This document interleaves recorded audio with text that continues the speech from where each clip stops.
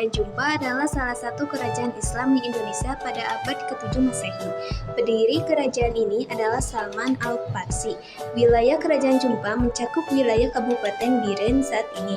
Kerajaan Jumpa mengalami keruntuhan pada tahun 880 Masehi. Terlepas dari sistem pemerintahan seperti apa Kerajaan Jumpa adalah fakta sejarah yang ada di Indonesia sebagai kerajaan Islam mertua. Proses dakwah.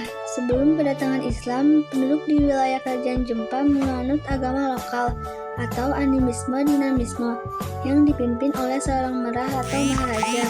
Sejak abad ke-7, Jumpa telah menjalin hubungan dagang dengan Cina, India, dan negeri Jazirah Arab. Suatu ketika datanglah seorang pemuda muslim keturunan Arab Persia bernama Syahriansah Salman.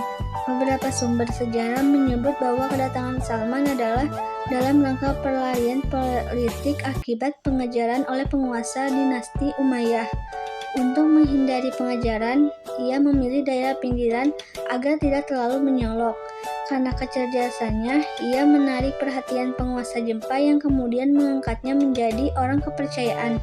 Dalam perkembangannya, Salman kemudian dinikahkan dengan putri penguasa Jepang bernama Mayang Seludang. Setelah itu, ia dinobatkan sebagai raja menggantikan mertuanya dan wilayah kekuasaannya diberi nama Kerajaan Jepang.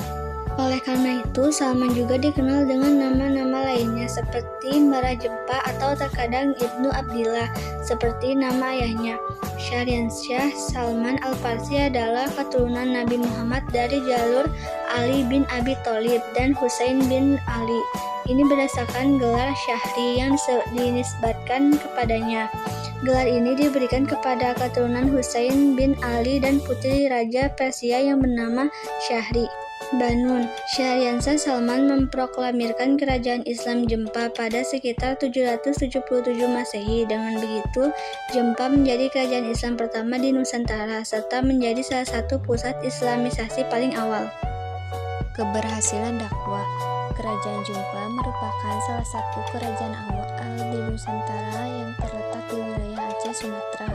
Keberhasilan dakwah Islam di Kerajaan Jepang memiliki beberapa faktor penting yang mendukung penyebarannya, antara lain: 1. Letak strategis.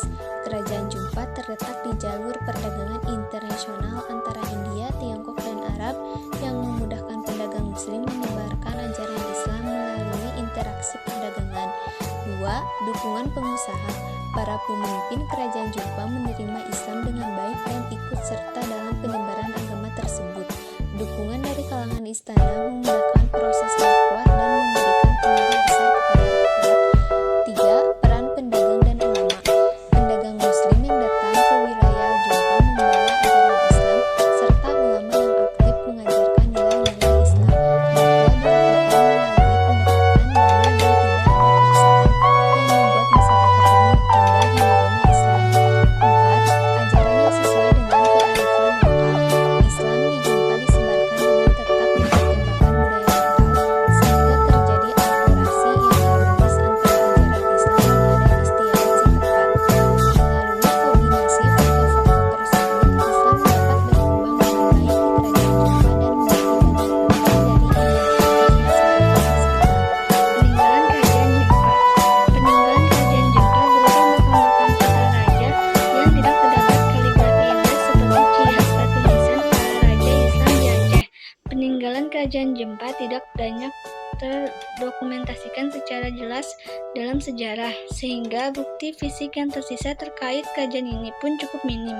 Namun, beberapa hal yang bisa dianggap sebagai peninggalan atau jejak dari keberadaan Kerajaan Jepang adalah: 1. Nama tempat, 2. Pengaruh budaya dan tradisi, 3. Penyebaran Islam, 4. Kisah sejarah.